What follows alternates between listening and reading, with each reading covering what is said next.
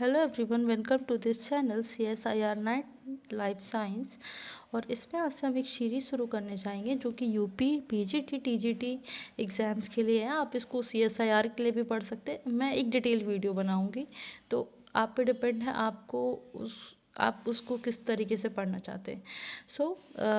जैसा कि हमें पता है कि यूपी से जो वैकेंसी आई है पीजीटी टीजीटी के लिए, उन दोनों में ही बायोलॉजी पूछी जाएगी, जिसमें जूलॉजी और बॉटनी पूछी जाएगी। अगर आप किसी भी सब्जेक्ट से आपका ग्रेजुएशन हो या पोस्ट ग्रेजुएशन हो, वो चीज़ नहीं मायने रखती, लेकिन उसमें दोनों ही सब्जेक्ट पूछे जाएंगे।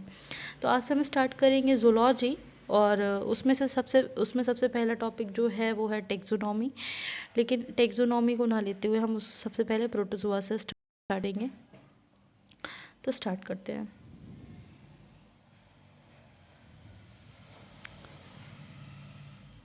Introduction, what is a protozoa. तो प्रोटोजोआ की मीनिंग क्या है कि primitive and zoa. Proto means primitive and zoa means zoo, और जोन मीन्स एनिमल। तो ऐसे एनिमल जो सबसे बहुत ज़्यादा पुराने थे उनको हम लोग प्रोटोजोआ कहते, ठीक है। और आप सभी को पता होगा कि जो एनिमल किंगडम है वो हमारा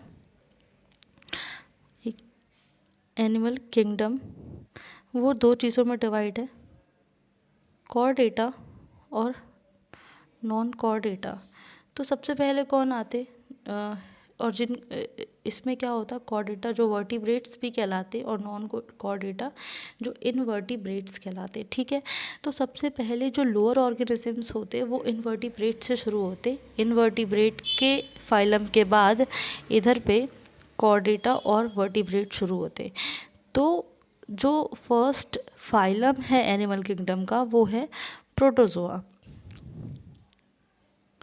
तो आज से हम स्टार्ट करेंगे इसको। उसमें सबसे पहले क्या है कि ये जो टर्म थी ये जॉर्ज अगस्त गोल्डफ्यूज ने दी, और ये जो है एंसेस्टर्स ऑफ मेटाजोआ कहलाता।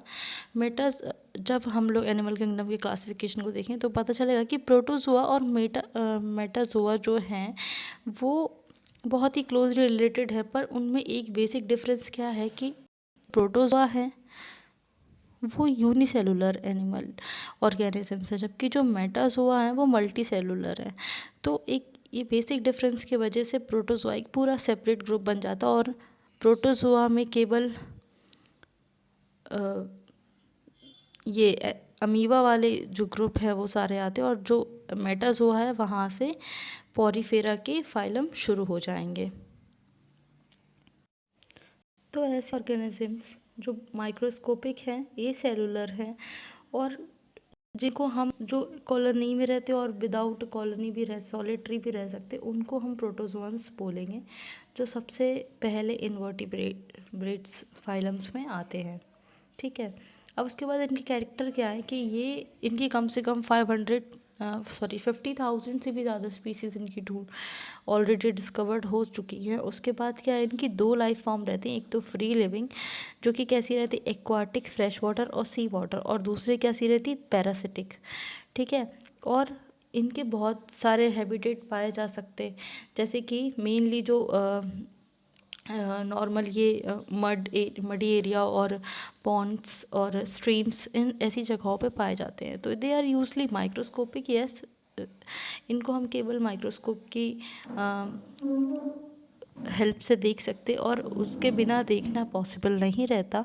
दे are very simplest and primitive animal, and their body organization is on the protoplasmic level. Means क्या हुआ कि इनके पास सेल तो है, पर वो सारी मिल के वो सारी मिल के एक सेलुलर ऑर्गेनाइजेशन पे काम नहीं कर पा रही। तो इनका क्या है, ये इसलिए प्रोटोप्लाज्मिक इनको ऑर्गेनाइजेशन कहा जाता, और क्योंकि ये पूरा एक प्रोटोप्लाज्म है तो इसलिए इनको इमॉर्टल भी कहा जाता, मीन्स अमर कहा जाता है। क्योंकि अगर इसको हम लोग तोड़ेंगे भी तो इसके जो प्रोटोप्लाज्म के टुकड़े हैं ये खुद एक न्यू ऑर्गेनिजम्स में डेवलप होने की पावर रखते हैं, तो इसलिए हम लोग इनको इमॉर्टल कहेंगे। इसके बाद से जब पॉरीफेरा लग जाएगा तो उसमें सेल थोड़ा टिश्यू के और लेवल पे काम करने लगेंगी। नेक्स्ट क्या है, बॉडी नेकेड रहेगी, मे बी इसमें पेलिकल हो। पेलिकल क्या होता है, एक थिन लेयर होती जो कि ऑर्गेनिजम्स की बॉडी को पूरी चारों तरफ से कवर करके रखती। कुछ की कुछ कैसे रहते, सिंगल सेल बॉडी परफॉर्मेंस रहती और इनकी बहुत सारी एक्टिविटीज़ रहती और कुछ शेल से कवर रहते। तो अब आप बोलेंगे कि ये शेल से कैसे कवर रहते। यूपीपीजीटी में लास्ट क्वेश्चन ये आया था कि ऐसे प्रोटोजोअन्स बताओ जो जिनमें शेल्स भी होते हैं। तो कुछ ऐसे प्रोटोजोअन्स भी होते हैं जो जिनकी बॉडी शेल्स से थोड़ी सी कवर रहती, ठीक है। उसके एग्जाम्पल हम लोग आगे देखेंगे, ठीक है। तो दे आर सॉलिटरी, या तो ये अलोन होंगे या कॉलोनियल फॉर्म में भी पाए जा सकते। उसके बाद क्या है कि बॉडी शेप कैसा रहता है इनका, वेरिएबल रहेगा। मे बी स्पेरिकल हो सकते, जैसे कि अमीबा है वो तो इरेगुलर शेप का होता। यूग्लिना थोड़ा इस तरीके का रहेगा। और उसके बाद इलोंगेट, फ्लैटेड, डिफरेंट टाइप के शेप के पाए जा सकते हैं। बॉडी सिमेट्री किस तरीके की होगी कि बायलेटरल होगी, रेडियल होगी। बायलेटरल और रेडियल, अभी हम लोग एक एक टर्म की मीनिंग आगे बिल्कुल आराम से समझते जाएंगे। Body are constant, varied and while changing the environment is in the many, so the body protoplasm is differentiate into the outer ectoplasm and the inner plasm, cytoplasm. अब इसमें से क्या है कि बहुत सारे पॉइंट्स हैं, अगर आपको कोई ज़्यादा इम्पोर्टेंट नहीं है पर ठीक है। लोकोमोशन के लिए क्या इसमें रहता है, स्यूडोपोडिया रहेगा, वाइप लाइक फ्लैजेला रहेगा, सीलिया रहेगा जैसे पैरामीशियम में होता। साथ में कुछ एक अलग अलग टर्म्स हैं जैसे कि लोबोपोडिया जो कि अमीबा में पाया जाता। उसके बाद एक होता फिलोपोडिया, फिलोपोडिया जो कि यूग्लाइपा में पाया जाता। उसके बाद क्या है, एनोपोडिया जो कि एक्टिनोफायरेसिस में पाया जाता। तो इनकी एक लिस्ट है वो बाद में मैं दे दूँगी। और इसके बाद क्या है कि एक्सक्रीशन क्या है, थ्रू द बॉडी सरफेस कर देंगे। रेस्पायरेशन थ्रू द डिफ्यूज़न कर लेंगे। तो ये सारे नॉर्मल कुछ इनके कैरेक्टर्स हैं। जैसे कॉन्ट्रैक्टाइल वैक्यूल क्यों होती, ऑस्मो रेगुलेशन के लिए। यही क्वेश्चंस बनते हैं छोटे छोटे। कॉन्ट्रैक्टाइल वैक्यूल क्यों होती है, ऑस्मो रेगुलेशन के लिए। जबकि रिप्रोडक्शन कैसा होगा, बाइनरी फिजन, मल्टीपल फिजन, जिसको इंसिस्टमेंट भी बोल सकते, ठीक है। और उसके बाद क्या है, बडिंग, स्पोरुलेशन, सेक्सुअल में आ जाएगा कॉन्जुगेशन, और होलोगैमी और सिनगैमी। होलोगैमी क्या होता, कॉन्जुगेशन मीन्स क्या होता है कि जब दो सेल आपस में आके जुड़ के अपना जेनेटिक मटेरियल ट्रांसफ़र करें तो फिर वो कॉन्जुगेशन हो गया। लेकिन होलोगैमी में क्या होता कि जब कोई टू ऑर्गेनिजम्स, एडल्ट ऑर्गेनिजम्स ये प्रोसेस करें तो हम लोग उसको बोलेंगे होलोगैमी, जैसे कि पैरामीशियम में देखी जाती। और गैमीट फॉर्मेशन मतलब सिनगैमी वो होती कि ऑर्गेनिज्म है उसने अपने गैमीट प्रोड्यूस कर दिए, स्पर्म एंड ओवा, अब वो आके जब फ्यूज़ करेंगे तो उसको हम लोग सिनगैमी बोलेंगे, ठीक है। नेक्स्ट क्या है, लाइफ साइकिल कॉम्प्लिकेटेड होती, अल्टरनेशन ऑफ जनरेशन हो सकते। इंसिस्टमेंट क्यों होती, हर ऑर्गेनिजम्स को अपना लाइफ में सर्वाइवल चाहिए। तो क्या होगा, बैक्टीरिया होते और कोई भी, इवन प्लांट्स खुद भी इंसिस्टमेंट टाइप की कर देते कि उनके स्पोर्स जो हैं वो हार्ड सीड डॉर्मेसी पे चला जाएगा तो वो हार्ड कोट रहेगा, जिससे क्या हुआ कि उनकी एग्जिस्टेंस नहीं ख़त्म हो। उस तरीके से क्या है, बैक्टीरिया है तो वो इंसिस्टमेंट की प्रोसेस करता, अपने स्पोर्स अपने चारों तरफ एक हार्ड कवरिंग बना देगा। ये ऐसे ही ये रेजिस्ट रहेगी टेम्परेचर से, इसको फूड की ज़रूरत नहीं, किसी चीज़ की ज़रूरत नहीं है। और जैसी इसको फेवरेबल कंडीशन मिलेगी ये ढेर सारे अमीबा बना देगा, ठीक है। अब प्रोटोजोआ के एग्जांपल्स क्या हैं, euglena, amoeba, plasmodium, paramecium, podophrya, etcetera etcetera.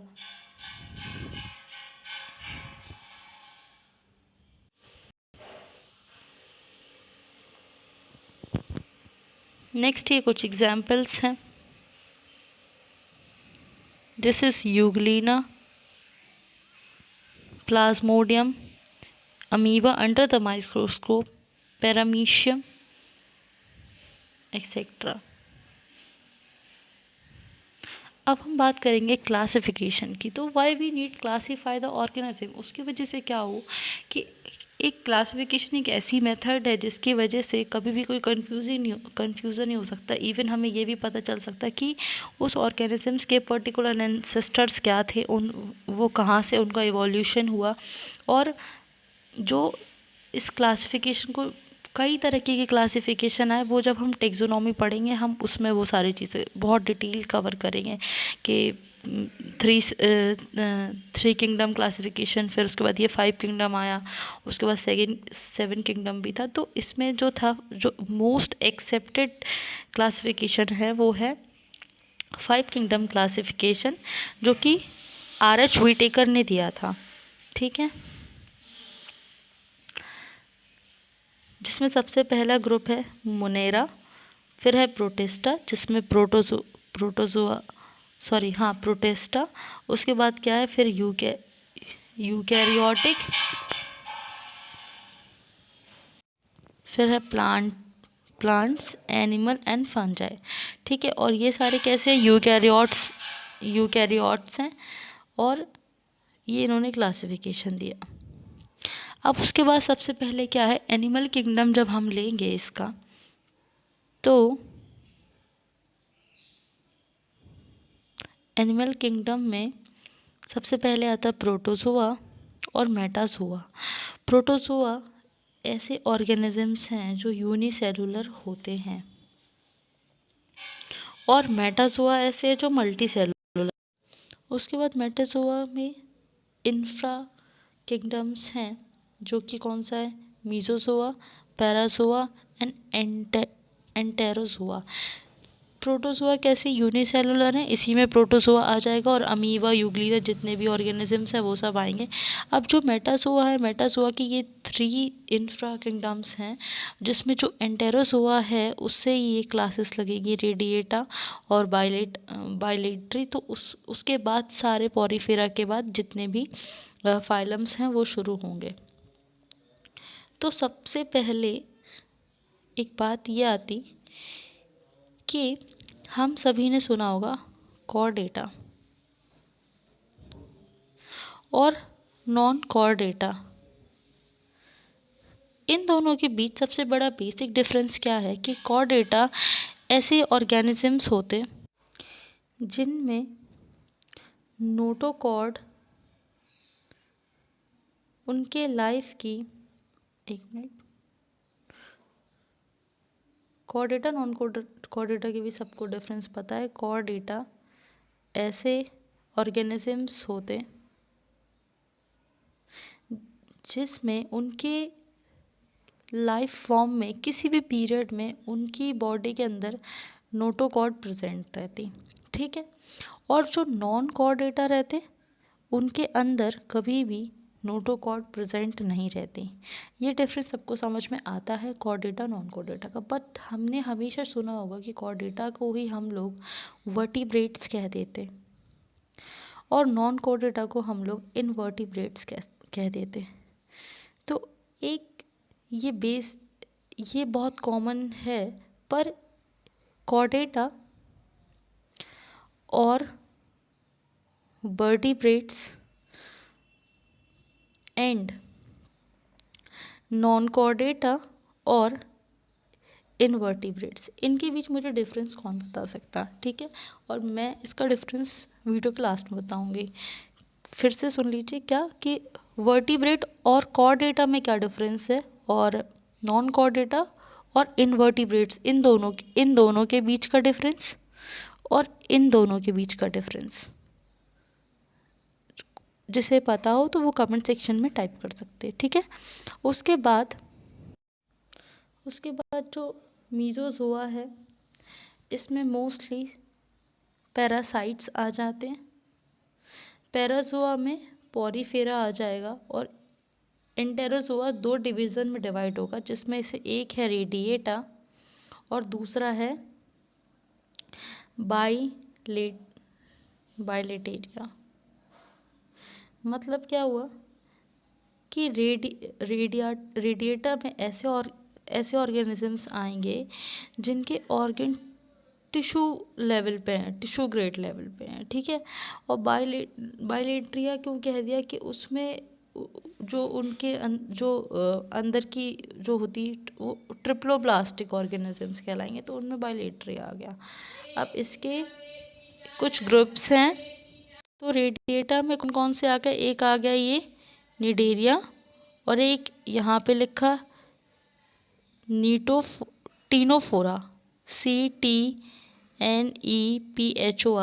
ठीक है। तो ये दोनों आ जाएंगे रेडिएटा में। और जो बाइलेटेरिया है वो 3 में डिवाइड होगा, ए सीलोमेट, सीडोसीलोमेट और you coelomate. What is the meaning of coelomate, ठीक है। तो ऐसे ऑर्गेनिजम्स जिनके अंदर बॉडी कैविटी पाई जाती उसको हम लोग सीलोम बोलते हैं, ठीक है। तो अब आगे क्या लग गया, ए, मतलब ए मीन्स नॉट हो गया यहाँ पे, कोई भी सीलोम जिसमें नहीं पाई जाती, ऐसे बॉडी वाले ऑर्गेनिजम्स ए सीलोमेट ऑर्गेनिजम्स कहलाएंगे। और इसके 2 एग्जाम्पल हैं, प्लेटीहेल्मिन्थीस और नेमैटिनी, ठीक है। उसके बाद क्या है, सीडोसीलोमेट, की लगेगा कि हाँ सीलोमेट है लेकिन नहीं है, मतलब इनके बीच क्या होता, मीजोडर्म जो है, ऐसा लगेगा। 3 लेयर्स होते हैं, एक्टोडर्म, मीजोडर्म और एंडोडर्म, ठीक है। तो ऐसा लगेगा इनके एडल्ट स्टेज पे कि इसके अंदर मीजोडर्म है, लेकिन एक्चुअल में वो नहीं होती। तो इसको हम लोग, ऐसे एनिमल्स को हम लोग सीडोसिलोमेट बोल देते हैं, जिसमें 3 ग्रुप्स आते। और लास्ट है यू सिलियोमेट, जहाँ भी यू लगता उसकी मीनिंग ही हो जाती ट्रू, मीन्स वहाँ पे सीलोम होगी, और जो कि 3 लेयर्स में डिवाइड होगी, एक्टो, मीजो एंड एंडोडर्म, ठीक है। उसके बाद जितनों के अंदर यू सिलियोमेट पाई जाती है उन फाइलम्स के यहाँ नाम दिए गए हैं। तो हम लोग बात कर रहे थे प्रोटोजोआ की। प्रोटोजोआ का क्लासिफिकेशन क्या है कि ये है, इसकी 4 इसके क्लासेस हैं कि ये सार्गोमेस्टिकोफोरा, स्पोरोजोआ, और ये कौन सा है, नीडोस्पोरा एंड सीलियोफोरा। तो उसके बाद इसमें आ जाएगा मेस्टिकोफोरा, और इनकी क्लासेस, सब क्लासेस डिवाइड होती जाएंगी। मेनली जो भी ऑर्गेनिजम्स हो वो, ये एक सीक्वेंस है, सॉरी, के किंगडम,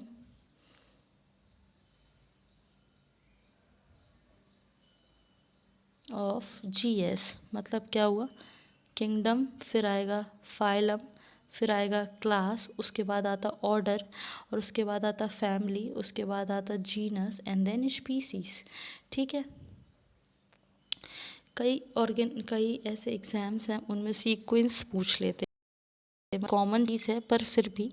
तो क्या है, KPC ऑफ और GS, ये इसकी ट्रिक है, आप याद कर सकते हैं ऐसे। इसको P की जगह इसको B कर लेना, तो मतलब KBC कौन बनेगा, करोड़पति, ऑफ मतलब का हमेशा किसका होता, GS मीन्स जनरल नॉलेज। तो KBC जो खेला जाता है वो जनरल नॉलेज का, आपको जिस तरीके से आता हो वैसे कर सकते हैं, लेकिन फिर भी एक तरीका है KPC ऑफ GS। तो इससे याद रहेगा kingdom, phylum, class, order, family, genus और स्पीशीज, मेनली यही रहता। अब उसके बाद क्या है कि ये है अमीबा का। सबसे पहले हम लोग लेंगे ऑर्गेनिज्म जो है वो अमीबा,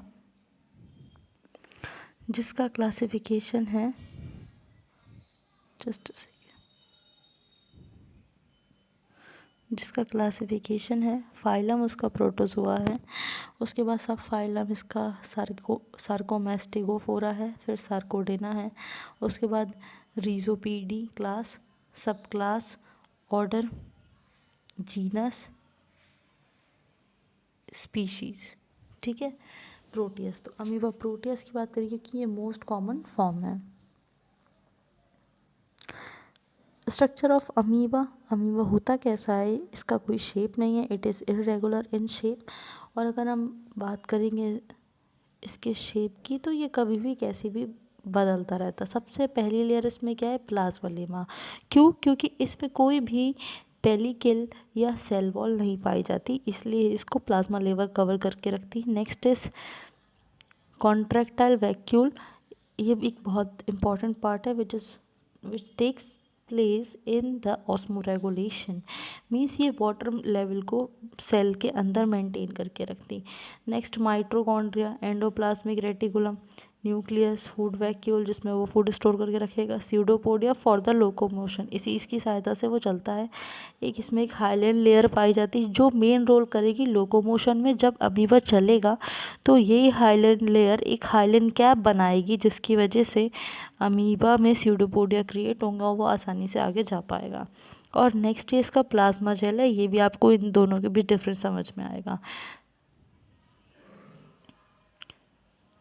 और जब मैंने बात की थी कि कुछ कुछ सेल्ड प्रोटोजोआ भी पाए जाते, तो उसका एक एग्जाम्पल है आर्सेला, जो कि आया था यूपी पीजीटी के एग्ज़ाम में। यही क्वेश्चन कि which of the following is the shelled protozoan, arcella. लेकिन इसके जो अदर एग्जाम्पल्स हैं वो है डिफ्यूजिया, एल्फीडियम एंड फॉरएमनीफेरस, जो कि फॉसल फॉर्म में भी मिला है। ठीक है, और ये है डिफ्यूजिया का डायग्राम। तो मे भी नेक्स्ट में इन में से किसी एक का नाम पूछा जा सकता है।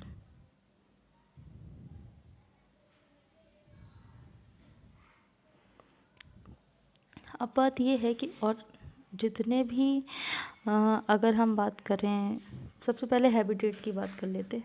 अमीबा है, रहता कहाँ है पता ही है कि पॉन्ड, और जितनी नदी, छोटे छोटे तालाब या जहाँ भी पानी ज़रा सा इकट्ठा हो रहा होगा, वहाँ पे बैक्टीरिया वहाँ पे प्रोटोजोआ रह रहा होगा। उसके बाद क्या बात करें कि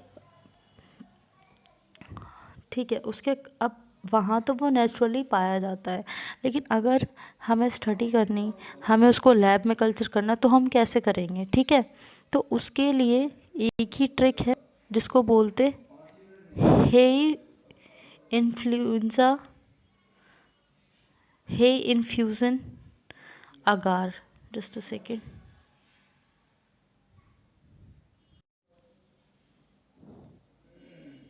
लिखती हूँ, HAY, हे इन्फ्यूज़न अगार और हे इन्फ्यूज़न कल्चर मीडिया। जो माइक्रोबायोलॉजी वाले या बायोटेक्नोलॉजी वाली स्टूडेंट होंगे उनको पता होगा कि जो बैक्टीरिया और माइक्रो ऑर्गेनिजम्स हैं, उनको ग्रो करने के लिए एक मीडियम की ज़रूरत होती है, मीडिया की ज़रूरत होती है। ठीक है, तो ये तो उस पर वो लेबोरेटरी में अंडर द कंट्रोल कंडीशन उनको ग्रो किया जाता। तो जो अमीबा है, अगर किसी को अमीबा की स्टडी करनी, जो साइंटिस्ट हैं या कोई भी हो, तो वो अमीबा को हे इन्फ्यूज़न कल्चर मीडिया में डेवलप कर पाएगा। अब इसमें होता क्या है कि नॉर्मल मीन्स होता क्या है, चारा टाइप का जो रहता है, चारा और घास फूस के जो छिलके रहते हैं वो रहते हैं, तो उनको ले लो। कुछ ड्राई फ्रूट्स, ड्राई लीव्स ले लो, या जो ड्राई लीव्स का मैटर पड़ा होगा वो ले लो, और क्या करो कि उनको उनको रख के अगार में थोड़ा सा कल्चर करके उस पर उसको हम लोग प्रोटोजोआ अमीबा को ग्रो कर सकते हैं। अब क्या करो कि नॉर्मल एक अगर हमें करना है तो हम कैसे कर सकते कि टैप वाटर लेंगे, टैप वाटर को हमें दोबारा गर्म कर लेना चाहिए, क्योंकि उसमें कुछ आइंस या मतलब अगर कोई बैक्टीरिया या माइक्रो ऑर्गेनिजम्स हो तो वो थोड़ा सा प्योर हो जाए। उसके बाद क्या करेंगे कि किसी भी तालाब या छोटे से नाली, मतलब छोटा सा जो गड्ढा हो, उसका पानी लेके 1 to 2 ड्रॉप हम लोग उसमें डाल देंगे, जो कि अमीबॉइड रिच कल्चर होगा, उसको हम लोग इसमें डाल देंगे और छोड़ देंगे 2-3 दिन के लिए। उसके बाद क्या होगा कि इस वाटर में हम लोग ये ड्राई लीव्स और ये सब चीज़ें मंगा डाल देंगे ताकि अमीबा इसको एज अ न्यूट्रिशन यूज़ करता रहे और फिर ग्रो, और उसके बाद हम लोग इसकी स्टडी माइक्रोस्कोप में कर सकते।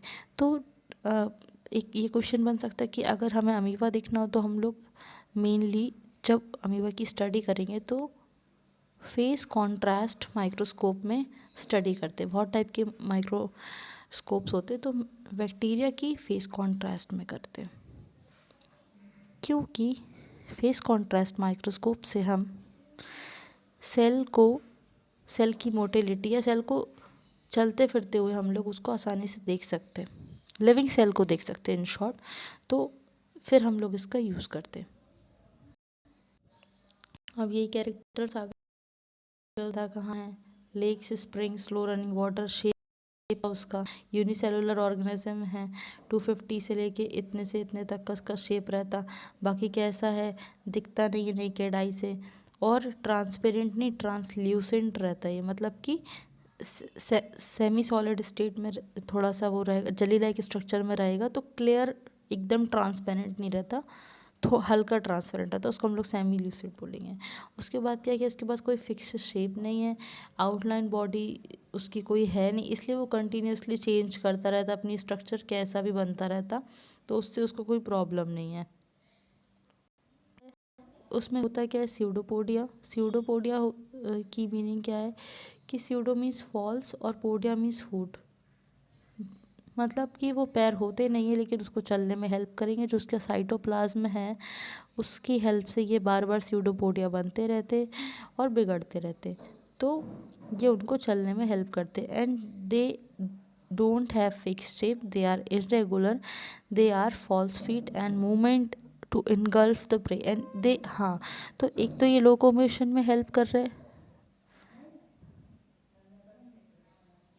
प्लस ये न्यूट्रिशन में भी उनकी हेल्प करते। कैसे, जब वो जैसे कोई ये बैक्टीरिया है, अब बैक्टीरिया इसको अमीबा को इससे पकड़ना है, तो ये अपने फॉल्स स्यूडोपोडिया बना के इसको ईजिली इनगल्फ कर लेते हैं। नेक्स्ट है प्लाज्मा लेमा। तो अमीबा के पास कोई पेलिकल नहीं होती, कोई सेल वॉल नहीं होती, तो उसकी जो थिन लेयर होती चारों तरफ, उसको ही हम लोग क्या बोलते हैं, प्लाज्मा लेमा बोलते हैं।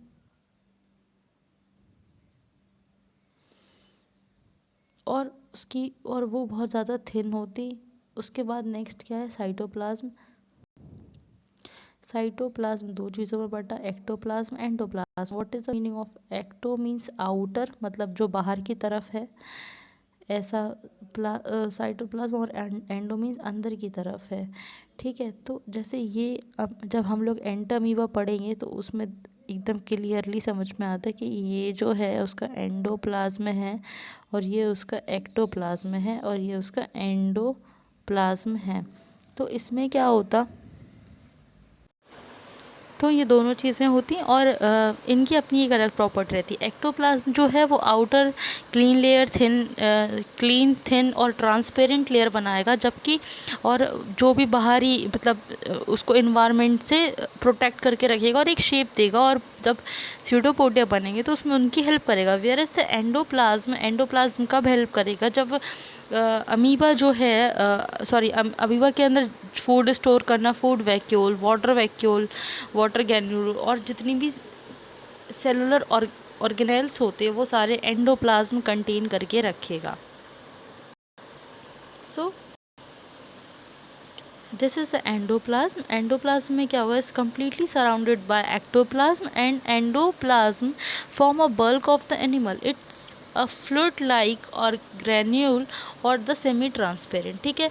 इसमें क्या होगा, एक तो इंक्लूजन्स बॉडी होंगी जैसे कि न्यूक्लियस और contractile vacuole, food vacuole, mitochondria, Golgi apparatus, fat globules and the plate like bipyramid crystals, ठीक है। अब food and selection of food, वो उसका मेन बात हम कर रहे हैं न्यूट्रिशन पे। एक मिनट उससे पहले हम, हाँ ठीक है, हो गया। तो ये जो इसका फूड है वो मेनली कैसा है, इसका ये होलोजोइक है। होलोजोइक मीन्स क्या है, feed on the heterotrophs, means कि ये बैक्टीरिया पे जैसे छोटे छोटे कुछ माइक्रो ऑर्गेनिजम्स हैं या इससे छोटे कोई भी माइक्रोब्स हैं तो ये उन पे फीड करेगा। अब ये कैसे खा सकता है? या तो फैगोसाइटोसिस से खा सकता है। मीन्स क्या हुआ, देखो पहले क्या है कि food consist of the algal cell, filament cell, bacteria, desmids, flagellate, ciliate, जो भी इसको जो अपने से इसको माइन्यूट फॉर्म में मिलेंगे वो उनको इनगल्फ कर लेगा। और ये खाएगा कैसे? फैगोसाइटोसिस। फैगो मीन्स क्या होता? टू ईट मीन्स खाना, और साइटोसिस मीन्स सेल। तो सेल जो है पूरा इनगल्फ कर लेगी किसी भी चीज़ को, उसको हम लोग बोलेंगे फैगोसाइटोसिस।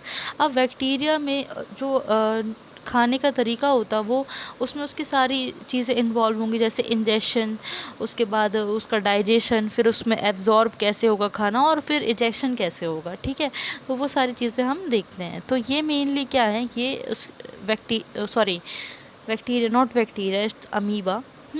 तो उसमें एक जो साइंटिस्ट थे उन्होंने क्या किया कि 4 तरीके से बताया कि bacteria egestion of food means क्या हो कि फूड को इनटेक करना, लेकिन उनने उसके भी 4 तरीकों में उसको डिवाइड किया। सबसे पहला है इसमें इम्पोर्ट।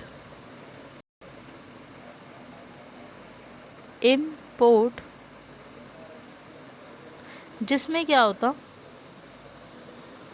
कि जब इस अमीबा को कुछ बड़ी फॉर्म में चीज़ें खानी हो, जैसे एल्गी, तो वो कैसी रहती? फिलामेंटस फॉर्म में रहती।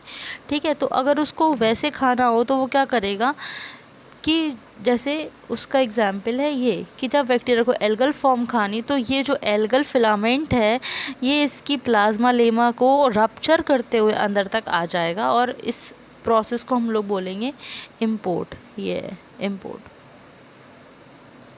एक मिनट, ठीक है। नेक्स्ट इज, तो इसमें क्या होगा, इसमें और सेकंड जो प्रोसेस है उसको हम लोग बोलेंगे सर्कमफ्लुएंस। जिसमें क्या होगा, ये वाली टेक्निक अमीबा कब यूज़ करेगा? जब उसके आसपास कोई नॉन मोटाइल या लेस मोशन में, जो कम से कम ज़्यादा मोबाइल ना हो, जो फूड उसको उसे कैप्चर करना हो, तो वो इस टेक्निक का यूज़ करेगा। कैसे कि चारों तरफ से स्यूडोपोडिया बना के उसको प्रे को, इनएक्टिव प्रे को अपने अंदर ले लेगा। तो इसको हम लोग बोलेंगे सर्क्यूमफ्लेंस। नेक्स्ट क्या है इसके बाद, थर्ड कौन सी टेक्निक होती? सर्क्यूमावैलेसन। जिसमें क्या होगा कि एक्टिव प्रे, ये बहुत ज़्यादा एक्टिव प्रे के वो यूज़ करेगा। कैसे? ये एक्टिव प्रे यहाँ पे आया, इसने अपने फॉल्स स्यूडोपोडिया ये बनाए, और ये इसने इसमें एक फूड कप बना लिया, और फिर उसको चारों तरफ से घेर के सेल को बंद कर दिया। तो ये जो कप बनता है उसको हम लोग फूड कप बोलते हैं, और इस प्रोसेस, इस टेक्निक को हम लोग सर्क्यूमावैलेसन बोलते हैं। नेक्स्ट है, एक minute, invagination. This is a fourth type, और ये जो साइंटिस्ट थे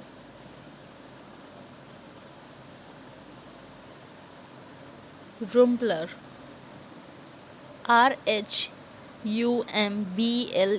इन्होंने ये 4 चीज़ें दी थी: import, circumfluence, circumvallation and the invagination. So fourth mechanism is the invagination. इसमें क्या होगा, ये बैक्टीरिया जो है इसने अपनी सराउंडिंग में, बाहर आउटर साइड में कुछ या तो टॉक्सिक या कोई स्टिकी मटेरियल करके रखा होगा, जिससे क्या होगा, फूड ऑर्गेनिज्म आया, इस पे स्टिक हुआ, और उसके बाद इसके प्लाज्मा लेमा से एक पूरी ट्यूब टाइप की बनती जाएगी। ठीक है, जिसकी वजह से क्या करेगा, वो फूड को इंजेस्ट कर लेगा, और उसके बाद ये उसको अपने अंदर एसिमिलाइट कर लेगा, डाइजेशन कर लेगा। ठीक है, तो ये 4 टेक्निक्स है। नेक्स्ट एक आपने सुना होगा पिनोसाइटोसिस। उसमें क्या होता है कि जब ये बैक्टीरिया है, उसके स्यूडोपोडिया जो रहते, उसमें वो पिनोसाइटोसिस चैनल बना लेगा, और इसके बाद फूड इसमें आने लगेगा, और इस स्टेज को सेल ड्रिंकिंग भी कहा जाता है, क्योंकि ये मेनली वो इस टेक्निक से लिक्विड फूड को एब्जॉर्ब करता है अपने अंदर। तो ये एक अमीबा की ही डायग्राम है जिसमें उसकी, ये देखिए आप, ये है पिनोसाइटोसिस, पिनोसाइटोसिस और ये पिनोसाइटोसिस और ये पिनोसाइटोसिस, ये और ये चैनल है। This is the ectoplasm, this is the endoplasm, जो कि बहुत ज़्यादा इसमें बहुत सारे ऑर्गेनेल्स और सारी चीज़ें हैं। ये पिनोसोम है जो कि क्या हुआ, फूड को इसने स्टोर कर लिया। लाइसोसोम, न्यूक्लियर, न्यूक्लियोप्लाज्म, यहाँ से आ जाएगा प्लाज्मा लेमा, राइबोसोम, क्रिस्टल्स हैं ये, mitochondria, vesicle, food vacuole, endoplasmic reticulum. उसके बाद है ये देखिए फैगोसाइटोसिस की क्या हुआ, फूड को इनगल्फ करते चले जा रही सेल। उसके बाद ये सारे सेल ऑर्गेनेल हैं। तो ये इसकी टेक्निक होती। अभी एक वीडियो है उस पर आपको वो फूड को इंजेस्ट करते हुए दिखाई देगा बैक्टीरिया। ये देखिए अमीबा है और ये इसके पास एक बैक्टीरिया है। तो किस तरीके से ये अपने स्यूडोपोडिया को फैला रहा और उसको उसने चारों तरफ से कवर कर लिया। और इस तरीके से वो अपना न्यूट्रिशन, ये देखिए इस तरीके से उसको इनगल्फ कर लिया। फैगोसाइटोसिस की तरीका है ये।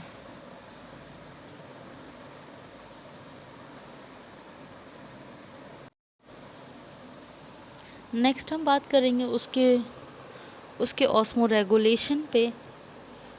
और इजेशन के लिए भी एक तरीका ये होता कि जितना भी उसका डेब्रिस होता वो जितना भी उसका वेस्ट होता, जो कि मोस्टली अमोनिया फॉर्म में वो रिलीज़ करता नाइट्रोजनस फॉर्म में। तो अमीबा जो है वो एक मतलब नॉर्मल एक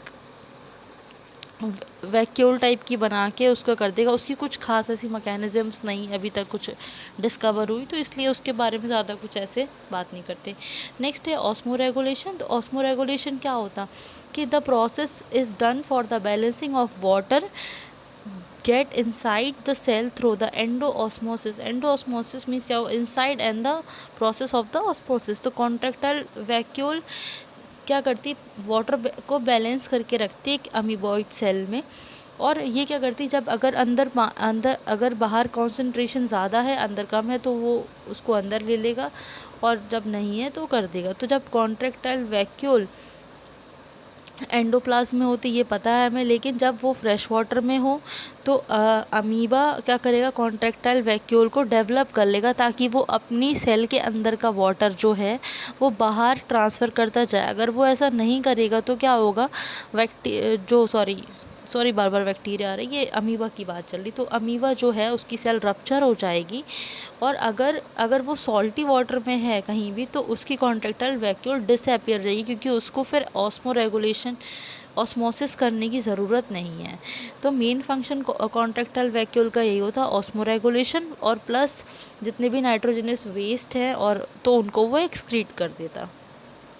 नेक्स्ट है मेन क्वेश्चंस इस पे आए थे लोकोमोशन पे, कि इसकी लोकोमोशन की थ्योरीज क्या है। तो सबसे इसकी मेनली 7-8 थ्योरी है। सबसे पहले कॉन्ट्रैक्शन हाइड्रोल्यूरिक थ्योरी, और जो कि सुल्जे ने दी थी 1875 में। तो इसमें इन्होंने क्या कहा कि एक्टोप्लाज्म जो है, जो अमीबा है उसके अंदर एक्टोप्लाज्म होता और एंडोप्लाज्म होता।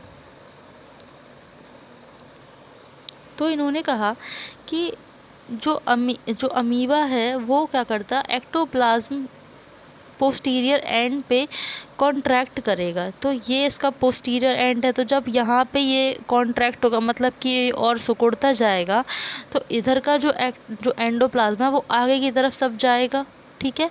जिसकी वजह से क्या होगा कि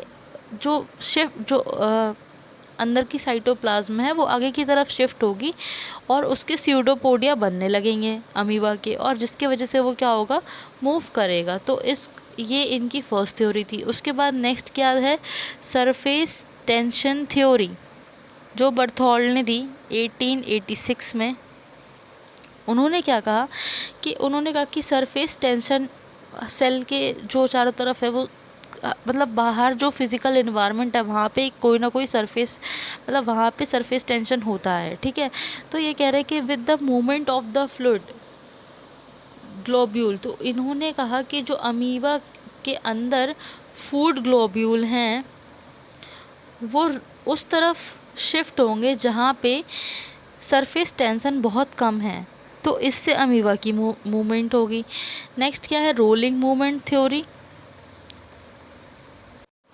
इन्होंने ये जेनिंग्स ने दी और इन्होंने अमीबा की वेरियोकोसा स्पीशीज़ पे ये थ्योरी दी, जो कि सही भी थी, पर ये केवल एप्लीकेबल होती थी अमीबा वेरियोकोसा स्पीशीज़ पे। पर हम लोग जो ज़्यादातर पाई जाती प्रोमिनेंट जो स्पीसीज़ है वो प्रोटियस है, तो इसलिए इनकी थ्योरी ये भी इनकी रिजेक्ट कर दी गई थी।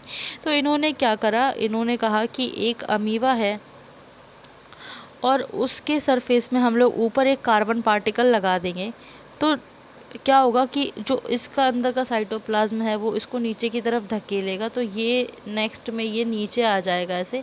तो इससे पता चल जाएगा कि क्या बोलते अमीबा है वो रोल करते हुए खुद को आगे बढ़ता, तो उसकी ये इस तरीके की लोकोमोशन होती है। कुछ डायग्राम्स हैं, लेट मी सी।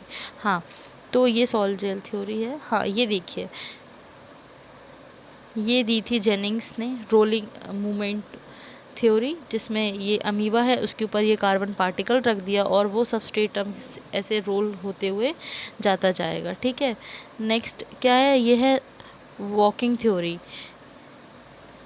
अमीबा वॉकिंग थ्योरी, जिसमें क्या है कि उन्होंने कहा कि जो स्यूडोपोडिया होते वो एक पैर की तरह काम करेंगे क्या बोलते अमीबा के, तो अगर बीच में कोई सबस्ट्रेट आ भी जाएगा तो वो उसको लांघते हुए आगे चला जाएगा। तो इसको कहा, लेकिन ये इतनी ज़्यादा मतलब एक्सेप्ट नहीं की गई, क्योंकि ऐसा देखा नहीं गया था। उन्होंने कहा कि साइटोप्लाज्म में कुछ ऐसे साइटोप्लाज्मिक कंपाउंड और कुछ ऐसे मॉलिक्यूल पाए जाते जो क्या करते सब्सटेंस को कॉन्ट्रैक्ट कर लेते और उस वही रिस्पॉन्सिबल हैं उनकी मूवमेंट के लिए।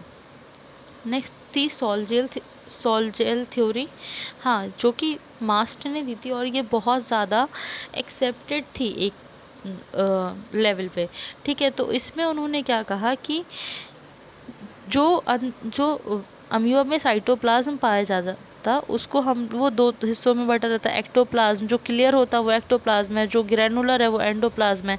तो जो जेली लाइक बनाएगा, जेली लाइक होगा, उसको हम लोग प्लाज्मा जेल का नाम दे देंगे। और जो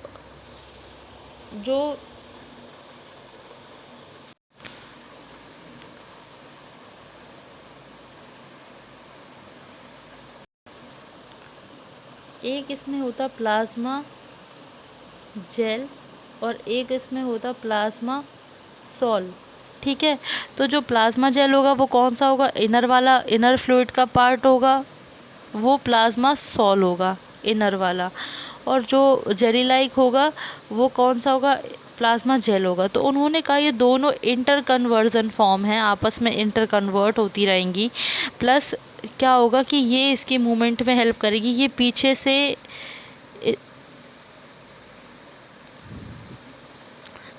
इसको आगे की तरफ धकेलेगी और इसके बाद ये फिर से इसमें इंटर कन्वर्ट होता रहेगा और इसकी वजह से ये अमीबा मोशन करेगा। नेक्स्ट है folding unfolding theory. Folding unfolding theory दी गोल्डैक और लॉर्क ने दी। इन्होंने क्या करा कि इन्होंने कहा कि एक मिनट, इसकी डायग्राम है, हाँ, इन्होंने कहा कि जो अमीबा है उसके अंदर ढेर सारी प्रोटीन्स पाई जाती। तो हमें पता है प्रोटीन्स कैसी रहती हैं, 3D स्ट्रक्चर्स की रहती, और उसमें क्या रहता है, क्रॉस लिंकेज रहती। अगर उस प्रोटीन में क्रॉस लिंकेज है तो उन्होंने कहा कि जो प्रोटीन है वो फोल्ड अनफोल्ड होती रहती, जिसकी वजह से क्या होगा कि अमीबा सेल में कॉन्ट्रैक्शन होगा और वो मूवमेंट करेगी।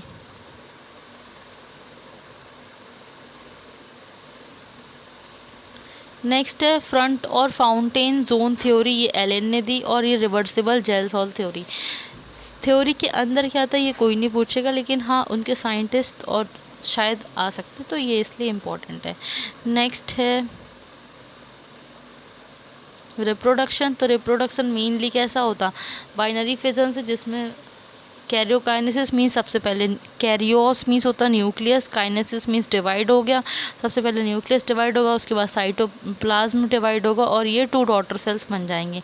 मल्टी फिजन मीन्स इंसिस्टमेंट की बात कर रहे हैं, जिसमें क्या होगा डिवाइड होगी और ये उसमें और जब फेवरेबल कंडीशन आएगी तो ये रप्चर होके ढेर सारे अमीबॉय सेल निकाल देगी। तो ये मेन जो वो फॉर्म थी रिप्रोडक्शन की वो है। उसके बाद इससे पहले एक बात और कि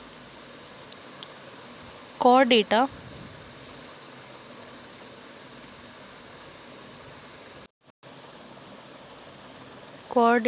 और वर्टिब्रेट में क्या डिफरेंस होता, और नॉन कॉर्डेटा और इनवर्टिब्रेट में क्या डिफरेंस होता। तो कॉर्डेटा किसको कहते हैं, जिसके लाइफ में कभी ना कभी नोटोकॉर्ड प्रेजेंट होती है, जबकि वर्टिब्रेट किसको कहते कि ऐसे ऑर्गेनिजम्स जिनकी बॉडी में वर्टिब्रल कॉलम्स भी पाए जाते हों और वो कहीं ना कहीं नोटोकॉर्ड के एक्शन को सपोर्ट कर रही हो, तो उन्हें हम लोग बोलेंगे वर्टिब्रेट, और कॉर्डेटा बोलेंगे जिसके पास नोटोकॉर्ड प्रेजेंट है। इसी तरह नॉन कॉर्डेटा किसको बोलेंगे कि जिसके पास नोटोकॉर्ड प्रेजेंट नहीं होती, वो नॉन कॉर्डेटा हैं। और इनवर्टिब्रेट जिनके पास, और जो इनवर्टिब्रेट्स और जो नॉन कॉर्डेटा और इनवर्टिब्रेट्स हैं उनमें क्या है कि ना तो वर्टिब्रेट कॉलम पाए जाएंगे और ना ही नोटोकॉर्ड प्रेजेंट होगी, पर एक ऐसा ग्रुप है जिसको प्रोटोकॉर्डेटा कहा जाता, प्रोटोकॉर्डेटा, ठीक है। उसमें क्या होता, उसमें वर्टिब्रेट कॉलम तो नहीं प्रेजेंट होते, इसलिए उसको कॉर्डेटा में नहीं रखा जाता, लेकिन उसमें नोटोकॉर्ड प्रेजेंट होती है। तो इसीलिए एक चीज़ हम कंक्लूड कर सकते कि ऑल नॉन कॉर्डेटास, जितने भी नॉन कॉर्डेटा हैं वो सब इनवर्टिब्रेट्स हैं, ठीक है। लेकिन जितने भी इनवर्टिब्रेट्स हैं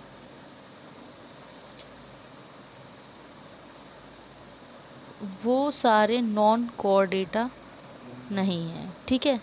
तो बस यही डिफरेंस था। प्रोटोकॉर्डेटा को पूछा जा सकता कि उसको क्यों नहीं कॉर्डेटा में इंक्लूड करते, तो इसलिए, ठीक है। ओके, बाकी thank you so much. If you like this please subscribe, और इस वीडियो को आप शेयर कर सकते हैं। Thank you.